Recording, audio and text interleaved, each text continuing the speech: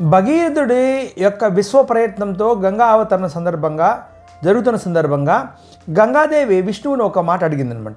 ఏమంటే, మీరు నన్ను భూలోకానికి పంపిస్తున్నారు కదా, దీంట్లో నాలో మునిగిన వాళ్ళందరికీ పాపాలు పోతాయి అని మీరు ప్రత్యేకంగా పంపిస్తున్నారు సగర కుమారులందరికీ కూడా. ఇప్పుడు ఆ పాపాలంతా కూడా నాకు చేరుకుంటాయి కదా, ఎలా అనేసి గంగాదేవి మన మహావిష్ణువుని అడిగితే మహావిష్ణువు అన్నాడు, అమ్మా గంగాదేవి, ఎవరైతే పాపులతో పాటు కూడా నా భక్తులందరూ కూడా దాంట్లో స్నానం చేస్తారు, మునుగుతారు, కాబట్టి వాళ్ళు మొదట స్వీకరిస్తారు. వాళ్ళ తపో దీక్ష ద్వారా వాళ్ళు నాకు వాళ్ళ యొక్క పాపాలు ఏవైతే ఉన్నాయో ఆ పాపాలన్నీ కూడా నాకు చేరుస్తారు. కాబట్టి గంగలో నీ గంగలో ఎవరైతే మునుగుతారో వాళ్ళందరూ కూడా పరమ పవిత్రులు అవుతారు.